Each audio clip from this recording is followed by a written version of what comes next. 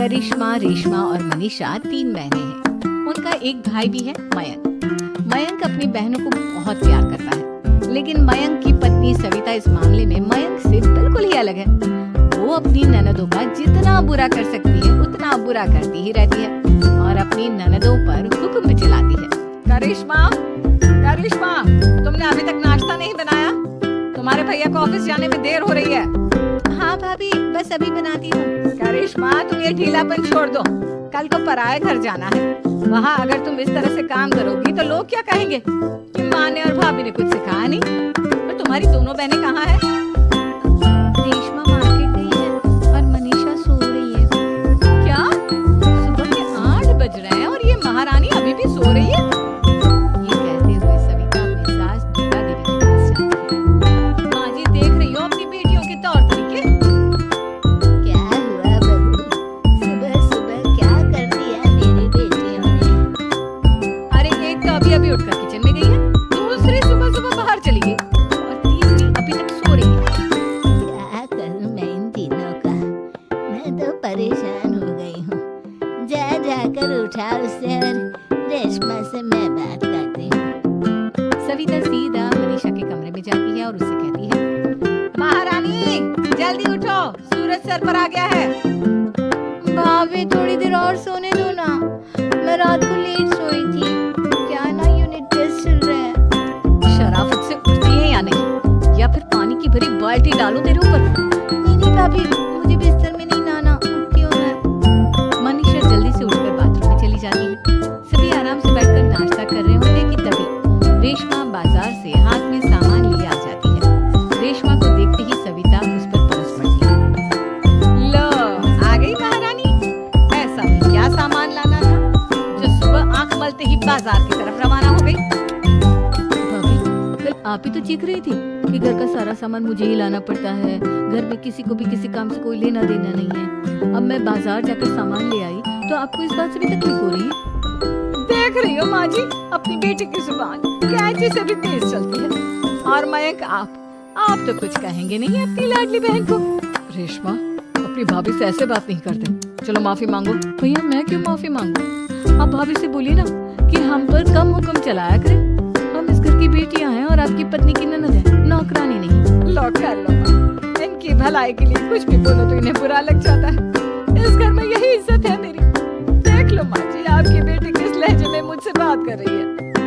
सविता वहाँ से चली जाती है। मयंक को बहुत गुस्सा आता है, वो भी वहाँ से चला जाता है। फिर करिश्मा रेशमा को समझाती है, रेशमा, तुम्हें भाभी से माफी मांग लेनी चाहिए थी ना। लेकिन दीदी, मैंने कुछ किया ही नहीं तो मैं माफी क्यों मांगू? हाँ करिश्मा दीदी, रेशमा दीदी जैसे ही घर में आई भाभी ही उन पर चिल्ला रही थी। हाँ, मैं मानती हूँ कि गलती भाभी की थी। मैं तो इसलिए बोल रही हूँ कि भाभी ने माँ को तो पूरी तरह अपने वश में कर लिया है। वो हमारी बात सुनती ही नहीं। मयंक भैया हमारे लिए हमेशा खड़े रहते हैं, इसलिए उनकी बात का मान तो तुम्हें रखना चाहिए था ना। कोई फायदा नहीं दीदी, कुछ दिनों की बात और है, भाभी उन्हें भी हमारे खिलाफ भड़का दी, फिर वो भी माँ की तरह हमारी किसी बात का विश्वास नहीं करेंगे।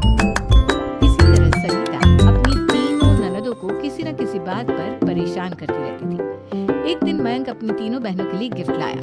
करिश्मा, ये तुम्हारे लिए हार का सेट, रेशमा तुम्हारे लिए सुंदर सी ड्रेस, और मनीषा, तुम्हें किताबें पसंद है ना, तुम्हारे लिए किताबें लाया हूँ। थैंक यू भैया। थैंक यू भैया। थैंक यू भैया। करिश्मा, तुम्हारा नेकलेस कितना सुंदर है, ये भैया कहाँ से ले आए होंगे? मैंने भैया को 3 दिन पहले फोन पर ये डिजाइन दिखाया था और आज भैया ये ले आए। सविता तो अपनी ननदों के गिफ्ट्स देखकर चली और करिश्मा का नेकलेस तो उसे भी बहुत पसंद आया था। अपनी बहनों के लिए कितना अच्छा नेकलेस लेकर आए हैं, मुझे कभी कोई गिफ्ट नहीं दिया। मैं आज ही ये हार चुरा लूंगी।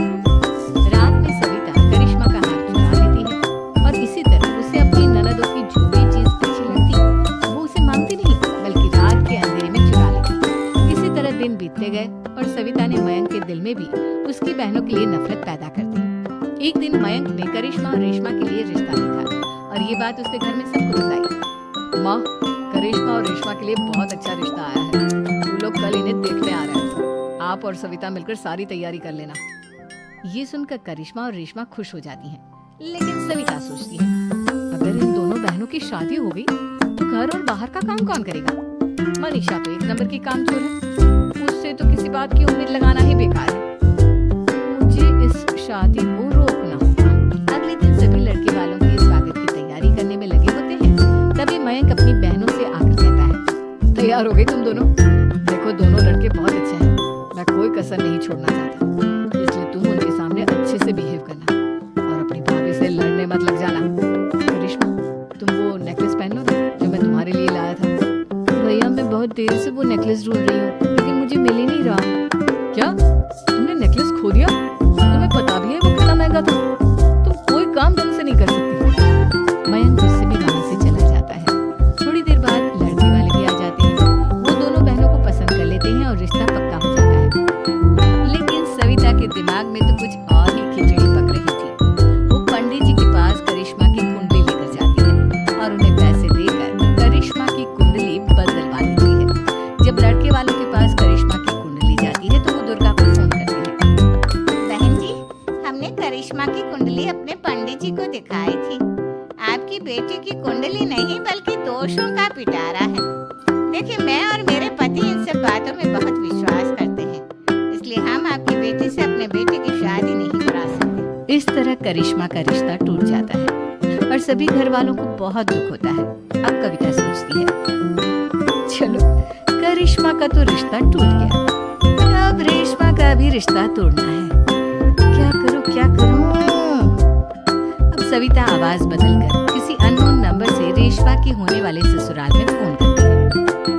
हेलो, मैं कौन हूँ कौन नहीं ये आपके लिए जानना जरूरी नहीं, बस इतना सुन लो कि रेशमा का 2 साल से किसी के साथ अफेयर चल रहा है। बस रेशमा का रिश्ता तोड़वाने के लिए सविता का इतना कहना काफी था।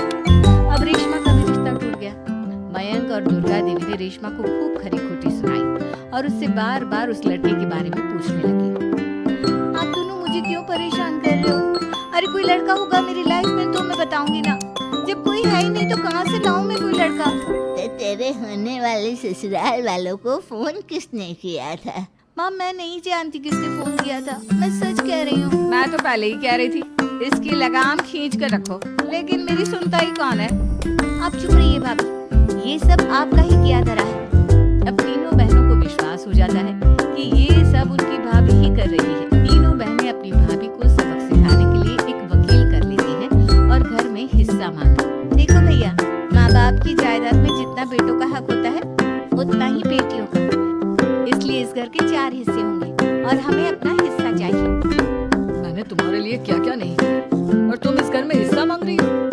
भैया, आप और माँ हम बहनों की कोई बात नहीं सुनते और भाभी हमारी शादी नहीं होने देगी, क्योंकि उन्हें लगता है कि आप हमारी शादी में ज्यादा पैसा लगाओगे और उन्हें हम जैसी फ्री की नौकरानी कहाँ मिलेगी। तो हम भाभी के साथ रह नहीं सकते, हम बहनों को अपना हिस्सा चाहिए। अरे तुम्हें शर्म आनी चाहिए अपनी भाभी पर ऐसा इल्जाम लगाते हुए, वो तुम्हारे बारे में कितना सोचती है। हाँ माँ, भाभी हमारे बारे में बहुत सोचती है, दिन रात बस यही सोचती रहती है कि किस तरह से अपने तीनों ननदों को परेशान करूं और कभी मुझे पढ़ने भी नहीं देती। दोनों बहनों का रिश्ता भी तो इन्होंने ही तोड़वाया है और रात में हमारे कमरे में आकर हमारी चीजें भी चुराती हैं। इसी तरह सविता की तीनों ननदें अपनी बात पर अड़ी रही। अब कोर्ट में तारीख भी शुरू हो गई। जब सविता को लगा कि उसकी तीनों ननद इतनी आसानी से नहीं मानने वाली, तो उसने अपने पति और सास को सारी सच्चाई बता दी और अपनी तीनों ननद से माफी मांगी। मयंक और दुर्गा को भी अपनी गलती का एहसास हो गया। अब सविता खुद